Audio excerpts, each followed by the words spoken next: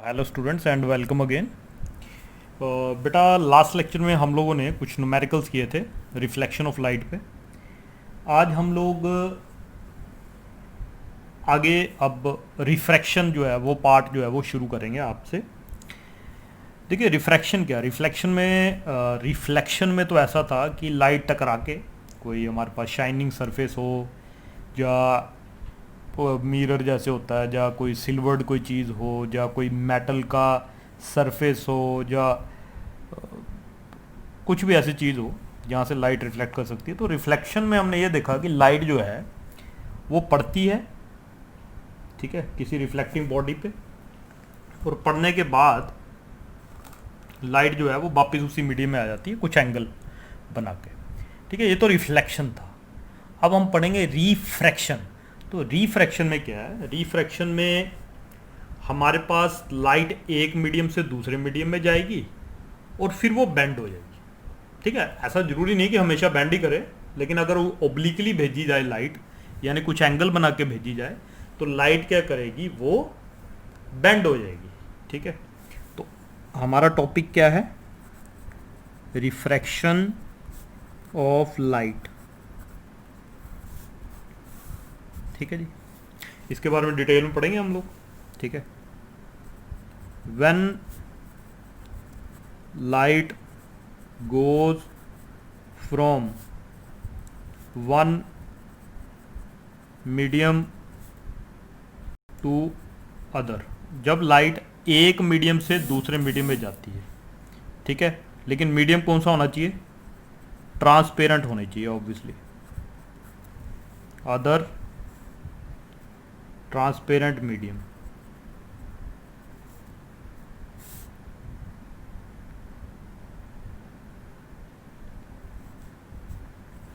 Obliquely, ठीक है, obliquely मतलब थोड़ी टेढ़ी। Then the light bends at the interface. Interface क्या होता है, इंटरफेस होता है दो मीडियम जहाँ पे की जो बाउंड्री होती है, ठीक है, जहाँ बाउंड्री टच होती है दो मीडियम की, उसको कहते हैं interface. Bends at the interface. This phenomena, इस फिनोमिना को क्या कहते हैं, इज कॉल्ड रिफ्रैक्शन। इसको हम कहते हैं रिफ्रैक्शन। ठीक है जी,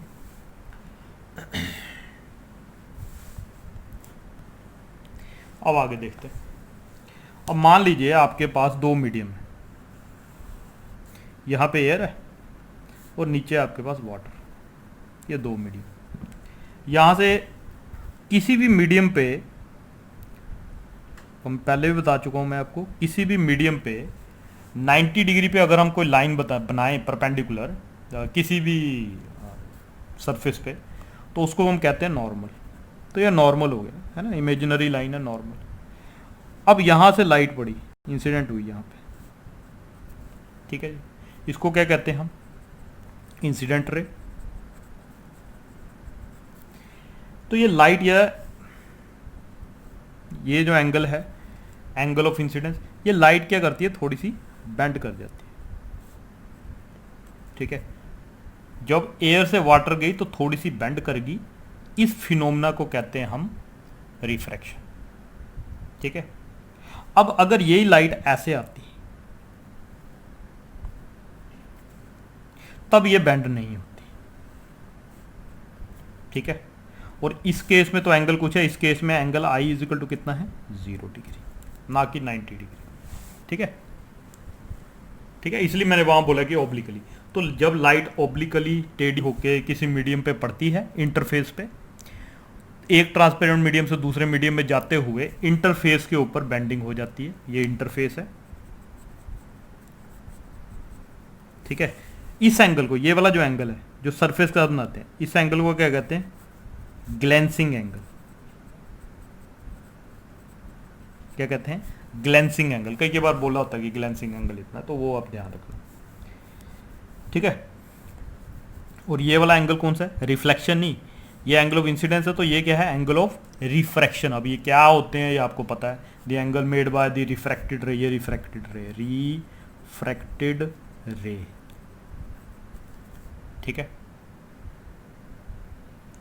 तो इंटरफेस पे बेंडिंग हो रही है। अब कई बार ये बेंडिंग, अब लाइट कहाँ जानती है? अगर बेंड नहीं होती तो कहाँ जानती? बेंड नहीं होती तो ऐसे सीधी चली जाती। यही पाथ होता लाइट का, है ना। लेकिन ये बेंड होगी। अब ये इधर को बेंड ही क्यों, इधर को क्यों नहीं हुई, उसके लिए भी बता देता हूँ। उसके लिए वैसे हम डिटेल में अभी आगे पढ़ेंगे, पर थोड़ा सा बता देता हूँ। If light goes from rare to denser medium,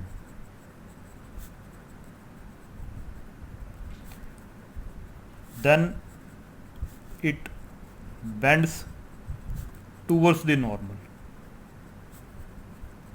अगर लाइट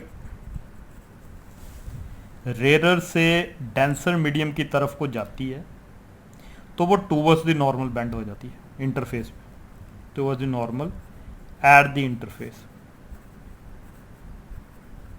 ठीक है। And if light goes from denser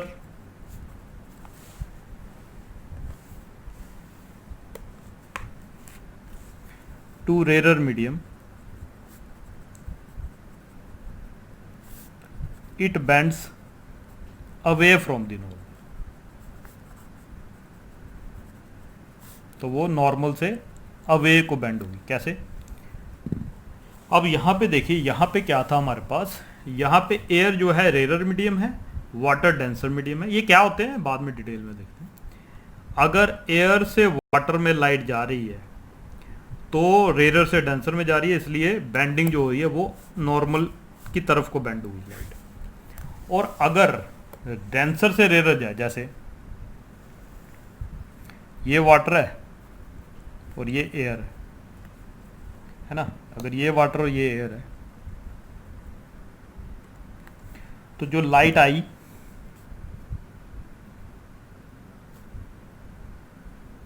ऐसे, वो कहाँ को बेंड हो जाएगी? ऐसे बेंड हो जाएगी, ठीक है।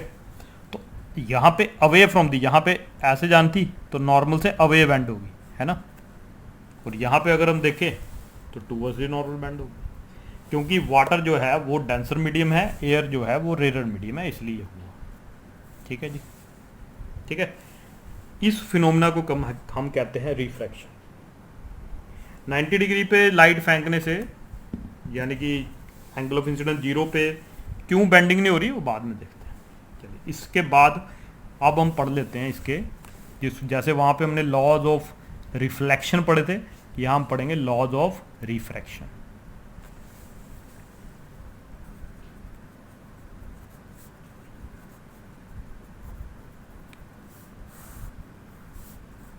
ठीक है, पहला वाला तो वैसा ही है, the incident ray, the refracted रे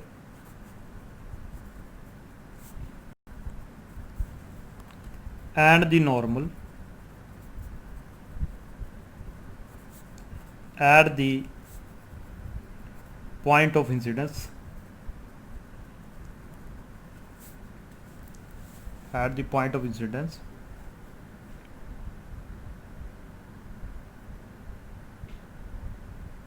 always lie in the same plane। ठीक है, तो तीनों की तीनों रेज जो होंगी वो सेम प्लेन में लाई करेंगी, इंसिडेंट रे, रिफ्रैक्टेड रे और नॉर्मल। लेकिन कहाँ पे, जिस पॉइंट के ऊपर टकरा रही है उस पॉइंट की बात करें, बस उसके आसपास की बात कर रहे हैं हम। ठीक है, ये है पहला लॉ। दूसरा, अब वहाँ पे लॉ ऑफ रिफ्लेक्शन जो पढ़ रहे थे तो वहाँ पे था angle of incidence, angle of refraction. अब यहाँ पे तो आपको देखने से रिफ्लेक्शन, यहाँ पे देखने में लग रहा होगा क्या ये बराबर है, ये बराबर तो है ही नहीं है ना। तो यहाँ पे तो चेंज हो रहा है angle of incidence, angle of refraction. तो यहाँ पे लॉ अलग है, यहाँ क्या है, the sine of the angle of incidence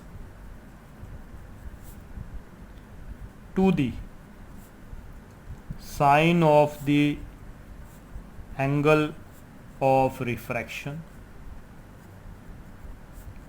is constant, ठीक है, यानी कि sine of angle i divide by sine of angle r is a constant, ठीक है।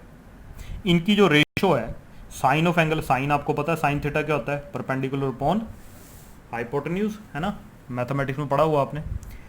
तो हम ये कह रहे हैं कि sine of the angle of the incident to the sine of angle of refraction का जो रेशो है वो हमेशा कांस्टेंट है।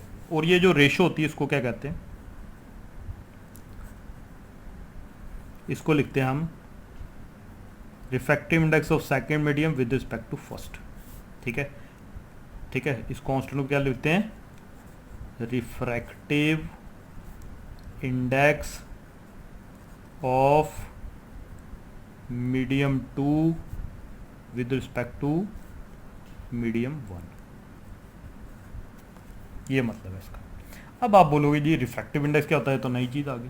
देखिए ऐसा है, लाइट कितनी बेंड करेगी, रेयर मीडियम कौन सा है और डेंसर कौन सा है, ये सारा हमारे को क्या बताता, कौन बताता है, रिफ्रैक्टिव इंडेक्स। जितने भी ट्रांसपेरेंट मीडियम होते हैं सबका बेटा एक रिफ्रैक्टिव इंडेक्स होता है।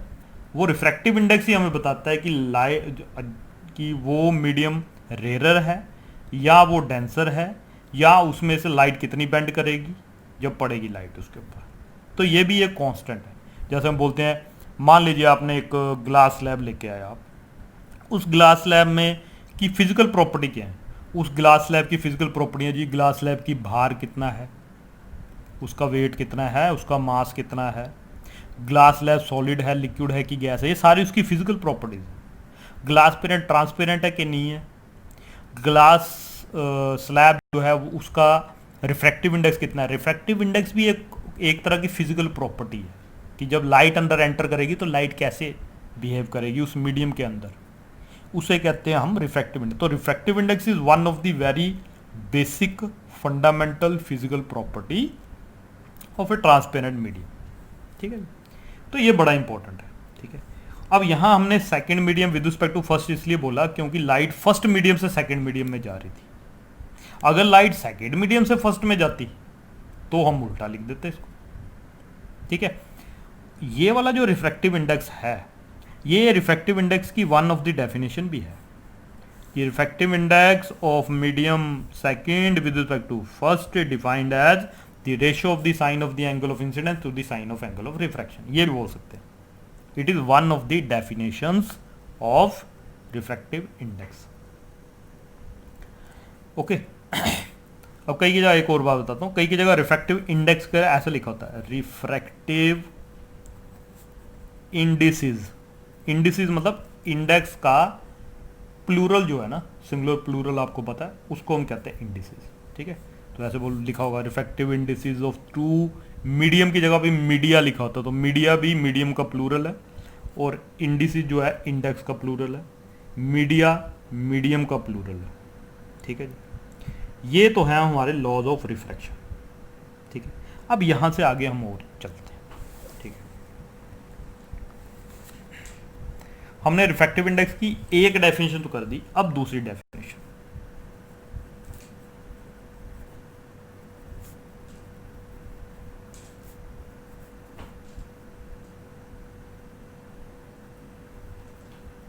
Medium 1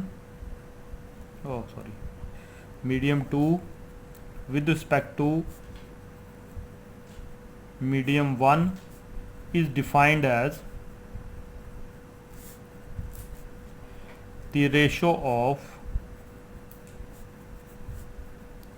sine of the angle of incidence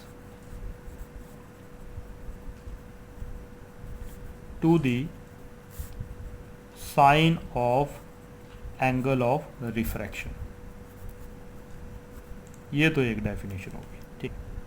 लेकिन एक अच्छी सी डेफिनेशन जो है वो एक और होती है, उसके बारे में मैं बताता हूँ आपको, ठीक है। एक डेफिनेशन तो ये होगी, और याद रखना हम जो रिफ्रैक्टिव इंडेक्स निकाल रहे हैं सेकंड का विद रिस्पेक्ट टू फर्स्ट निकाल रहे हैं, तो फर्स्ट मीडियम वो है जिसमें लाइट इंसिडेंट हो रही है, सेकंड मीडियम वो है जिसमें लाइट रिफ्रैक्ट हो रही है, ठीक है, रिफ्रैक्टेड रे है जिसमें, ओके। अगली definition, refractive index of medium 2 with respect to medium 1 is defined as ratio of the velocity of light in medium 1 to the velocity of light in medium 2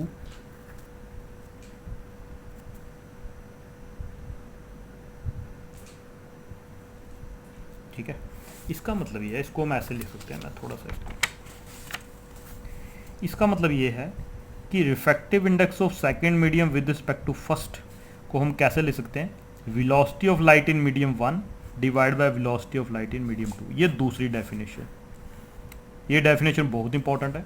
इस डेफिनेशन के ऊपर न्यूमेरिकल्स भी आते हैं हमारे पास, और इसी डेफिनेशन से हम एक बहुत अच्छी चीज़ पढ़ेंगे। ये तो रिफ्रैक्टिव इंडेक्स किसी मीडियम के विद रिस्पेक्ट हुआ ना, एक का दूसरे के विद रिस्पेक्ट। एक और चीज़ होती है जिसको कहते हैं हम एब्सोल्यूट रिफ्रैक्टिव इंडेक्स, तो जो एक्चुअली बड़ा इंपॉर्टेंट है, ठीक है।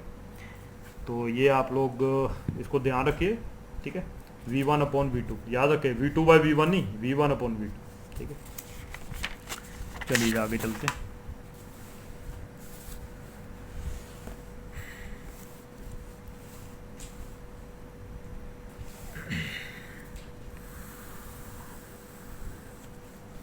ठीक है, आगे आता हमारे पास एब्सोल्यूट रिफ्रैक्टिव इंडेक्स।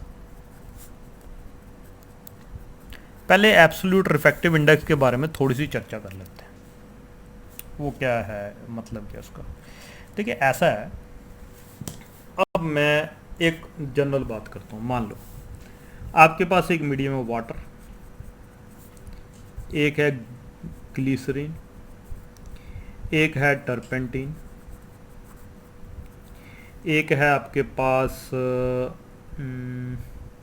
अल्कोहल, ठीक है, एक है आपके पास कैरोसिन।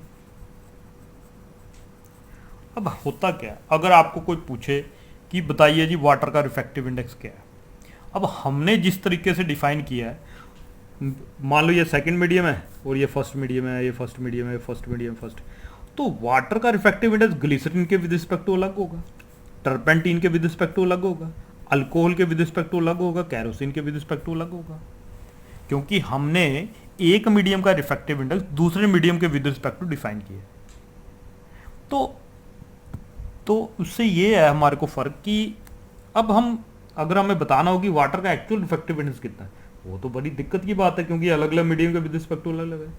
तो हम लोग क्या करते हैं, हमेशा जो एयर होती है या वैक्यूम होती है उसके विद रिस्पेक्ट टू ही सारे के सारे मटेरियल्स के रिफ्रैक्टिव इंडेक्स को डिफाइन करते हैं। मैं फिर बोल रहा हूँ, हम लोग ज़्यादा अच्छी डेफिनेशन हो हर चीज़ की, इसलिए हम केवल एक चीज़ के विद रिस्पेक्ट टू ही रिफ्रैक्टिव इंडेक्स हर एक मटेरियल का बताते हैं।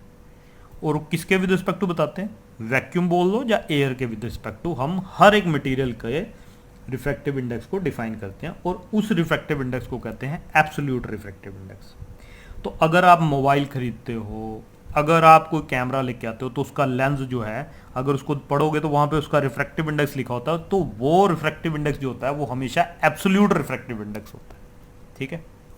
तो एब्सोल्यूट रिफ्रैक्टिव इंडेक्स क्या है, मैं यहाँ पे लिख देता हूँ, रेड पेन से लिखता हूँ मैं ताकि याद रहे आपको।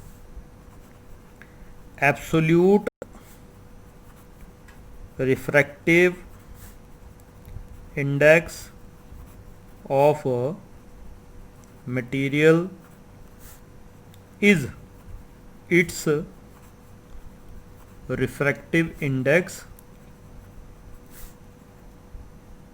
with respect to vacuum, ठीक है। इसका मतलब ये है, अब ऐसा था हमारे पास, ये नॉर्मल था, लाइट आई, ये मीडियम 1 था और लाइट मीडियम 2 में चली गई, angle of incidence angle of, ऐसा ही था। तो हमने बोला refractive index of second medium with respect to first. अब हम विद रिस्पेक्ट टू वैक्यूम ले रहे हैं, तो यहाँ पे हम मान रहे हैं पहला मीडियम वैक्यूम ही है इस जब रिफ्रैक्टिव इंडेक्स डिफाइन कर रहे हैं, ठीक है। और अब उसको कैसे लिखते हैं हम, एन, इसको absolute refractive index is equal to velocity of light in medium 1 divide by velocity of light in medium 2। तो वेलोसिटी ऑफ लाइट मीडियम 1 तो वैक्यूम है, और वैक्यूम में लाइट की स्पीड हमें पता है वो होती है सी, और सेकंड मीडियम में जिस मीडियम की हम बात कर रहे हैं जिसका रिफ्रैक्टिव इंडेक्स निकालना उसमें वेलोसिटी वी। तो रिफ्रैक्टिव इंडेक्स को हम ऐसे भी डिफाइन करते हैं, refractive index, absolute refractive index of a material is the ratio of the refractive index is the ratio of the speed of light in vacuum to the speed of light in medium। इसको ऐसे भी लिखते हैं, refractive index of medium is equal to speed of light in vacuum, जो कितनी होती है 3 × 10⁸ metre पर सेकेंड वैक्यूम में, ठीक है, divide by speed of light in medium. जिस मीडियम का रिफ्रैक्टिव इंडेक्स निकाल रहे हैं उसी मीडियम में लाइट की स्पीड है, यानी कि सेकेंड मीडियम ये आ गया, फर्स्ट मीडियम वैक्यूम। इसको हम कहते हैं एब्सोल्यूट रिफ्रैक्टिव इंडेक्स। तो जब अगर आप कोई भी मटेरियल लाते हो, जब आपके पास न्यूमेरिकल आता है, तो वहां पे हमेशा ऐसा ही लिखा होता है कि रिफ्रैक्टिव इंडेक्स जो है वो एब्सोल्यूट रिफ्रैक्टिव इंडेक्स की वैल्यू दी होती है आपको, ठीक है। ये बड़े इंपॉर्टेंट लेक्चर है, तो इसको बिल्कुल ध्यान से पढ़िएगा, कुछ नहीं समझ में आएगा you can ask me, okay. Next, अब इसमें एक और चीज हम ढंग से कर सकते हैं। हमने एक और चीज लिखी थी कि refractive index of second medium with respect to first is equal to velocity of light in medium 1 divide by velocity of light in medium 2, ठीक है, ये लिखा था। मैं एक और कुछ बताना चाहता हूं। हम एक काम करते हैं, सी से मल्टीप्लाई करते हैं, सी से डिवाइड कर देते हैं, V1C V2C लिख सकते हैं, बड़े इजीली लिख सकते हैं, कोई फर्क नहीं पड़ेगा, ठीक है। अब इसको ऐसा लिख सकते हैं N21 इज इक्वल टू, ऐसे भी लिख सकते हैं इसको V1 divide by C divide by V2 divide by C, ऐसा भी लिख सकते हैं। अगर आप इसको इस C को नीचे ले आओ और इस C को V1 बाय C या V2 बाय C ऐसा लिख सकते हो। अब V1 बाय C किसके बराबर है, sorry I am so sorry, एक काम करते हैं,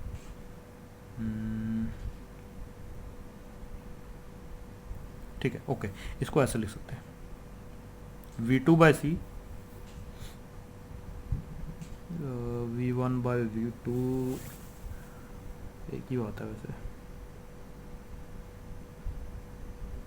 C बाय नहीं नो, इसको ऐसे लिख सकते, इसको और किसी ढंग से लिखते हैं,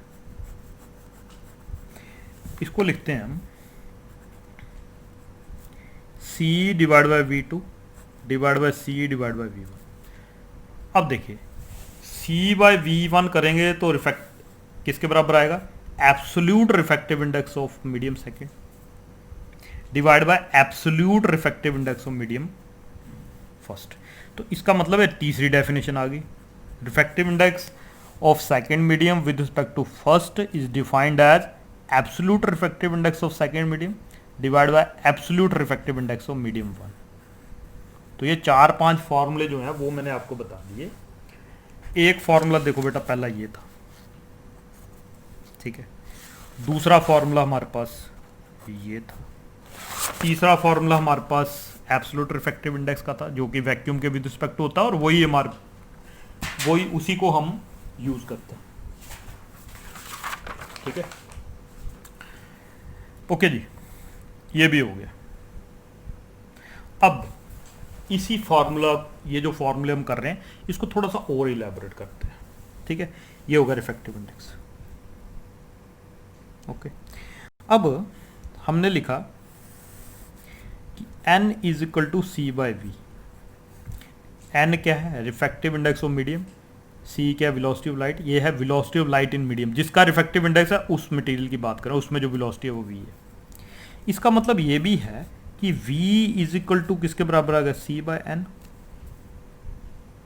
हाँ, एक और बात यहाँ बेटा, अगर हम ध्यान से देखें, ऊपर भी वेलोसिटी है नीचे भी वेलोसिटी, तो ऐसा लिख सकते हैं refractive index has no unit, refractive index का कोई भी यूनिट नहीं होता, ये एक यूनिटलेस क्वांटिटी है। तो V is equal to C11, इसका मतलब इस फॉर्मूले से आप किसी भी मीडियम में लाइट की वेलोसिटी को का पता कर सकते हैं, ठीक है, क्योंकि बिकॉज रिफ्रैक्टिव इंडेक्स जो होता है वैक्यूम का तो 1 होता है, ठीक है, एयर का 1.0008 होता है, ठीक है, इसको भी लगभग 1 ही मान लेते हैं, ठीक है, बाकी सभी चीजों का रिफ्रैक्टिव इंडेक्स 1 से बड़ा होता है।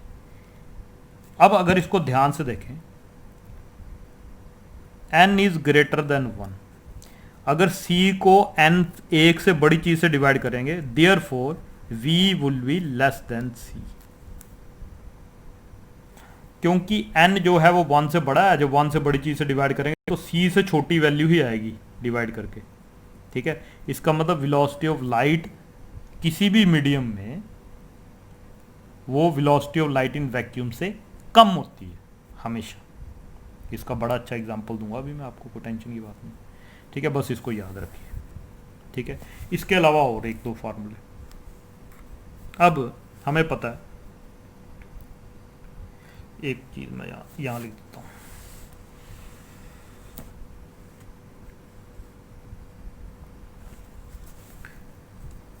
व्हेन लाइट, ये याद रखना बेटा हमेशा, light goes from one medium to other, जब लाइट एक मीडियम से दूसरे मीडियम में जाती है तो क्या होता है, first frequency remains same, frequency change नहीं होती बेटा, ठीक है। सेकंड वेवलेंथ चेंजेस, वेवलेंथ भी चेंज होती, और स्पीड ऑफ लाइट वो भी चेंज होती है। तो जब लाइट एक मीडियम से दूसरे मीडियम में जाती है तो क्या चेंज होता है, वेवलेंथ और स्पीड तो चेंज होते हैं लेकिन फ्रीक्वेंसी चेंज नहीं होती, ये बात को हमेशा आपने याद रखना, ठीक है। इसका मतलब अब हम ऐसे लिख सकते हैं, refractive index of second medium with respect to first, velocity of light in medium 1 divide by velocity of light in medium 2। अब किसी भी लाइट की जो वेलोसिटी होती है वो होती है फ्रीक्वेंसी इनटू वेवलेंथ, दूसरे मीडियम में भी फ्रीक्वेंसी तो सेम ही रहेगी, वेवलेंथ चेंजेस हो जाएगी, लैम्डा टू 1 जगह दोनों की वैल्यू यहाँ पुट कर दो, तो n21 is equal to v1 की जगह f लैम्डा 1 और इसकी जगह f लैम्डा 2, f से f कैंसल, n21 का एक और डेफिनेशन मिल गई, wavelength of light in medium 1 divide bye wavelength of light in medium 2। देखो मैंने कितने आपको 4-5 फॉर्मूले बताए, ठीक है। आपका जो NTSC का पेपर होता है उसमें भी काफ़ी हेल्पफुल रहेंगे ये फॉर्मूले आपके लिए, ठीक है। अब एक दो न्यूमेरिकल करके थोड़ा सा फील ले लेते हैं, ठीक है। Numerical,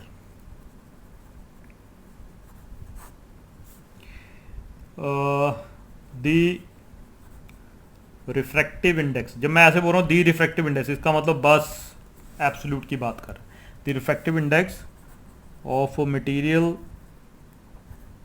is 1.5, find the velocity of light in that medium, उस मीडियम में लाइट की वेलोसिटी बताइए, ठीक है। सॉल्यूशन क्या है,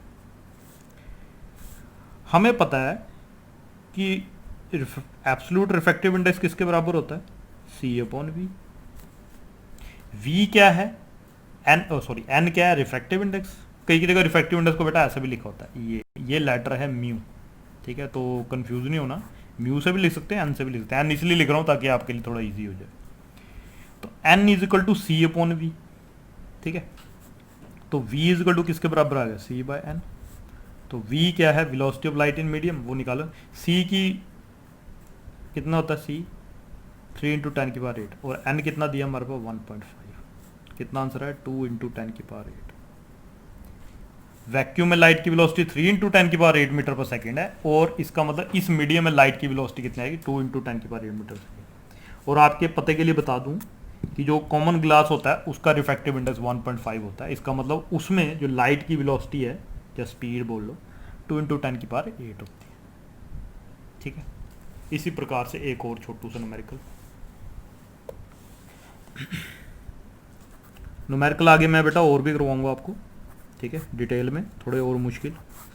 ये अभी बस आपको थोड़ा सा कंसेप्ट के लिए मैं छोटे छोटे न्यूमेरिकल करवा रहा हूँ, ठीक है। दी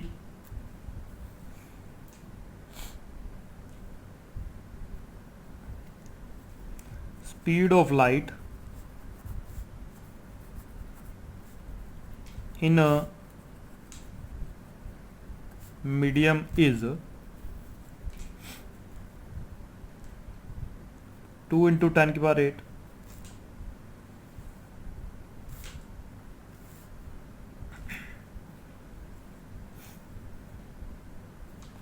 and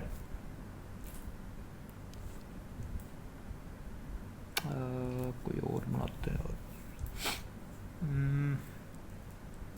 चलो ठीक है, 2 into 10⁸ and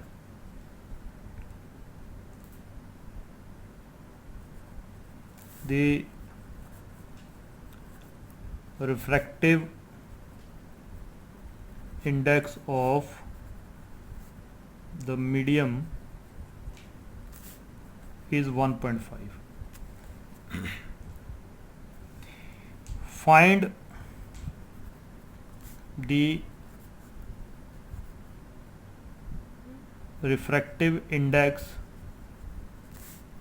of this material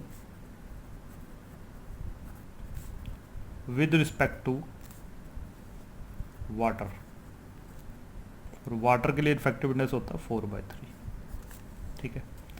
अब आपको किसने बोला कि भाई क्या बताना है हमारे को, सोल्यूशन हमें बताना है रिफ्रैक्टिव इंडेक्स ऑफ इस मीडियम, और ये मीडियम ग्लास है इसलिए मैं लिखता हूँ G with respect to refractive index of water, या इसको ऐसे लिख सकते हैं, या रुको, हमने बोला refractive index of glass with respect to water. तो यहाँ पे अभी हमने फाइंड किया था, फार्मूला फाइंड किया था, refractive index second medium with respect first is equal to N2 absolute refractive index divide by first का एब्सोल्यूट रिफ्रैक्टिव इंडेक्स। तो ये किसके बराबर आ गया, absolute refractive index of glass divide by absolute refractive index of water, ठीक है। अब दोनों का एब्सोल्यूट रिफ्रैक्टिव इंडेक्स दिया हुआ हमारे को। अब Ng ग्लास का रिफ्रैक्टिव इंडेक्स 1.5 यानी कि 3/2, और वाटर का रिफ्रैक्टिव इंडेक्स 4/3, इसको लिख दो 3/2 इंटू 3/4, ठीक है, ऐसे लिख सकते हैं। ये कितना आ गया आपके पास, 3 2 जा 6, ओह सॉरी 3 3 जा 9 डिवाइड बाय 4 2 जा 8, आंसर आ, ठीक है जी। तो इस लेक्चर को देख लीजिए आप ध्यान से, ठीक है। आपको कोई भी अगर दिक्कत आ रही है तो आप मेरे को ज़रूर कमेंट सेक्शन में लिखिए, और आपकी कोई भी प्रॉब्लम होगी उसका सोल्यूशन मैं बताऊंगा, ठीक है। तो ठीक है, फिर नेक्स्ट लेक्चर में हम लोग ग्लास लैब के थ्रू जब रिफ्रैक्शन होती है तब देखेंगे हम क्या होता है, उसके बारे में पढ़ेंगे, ठीक है। Okay bye then.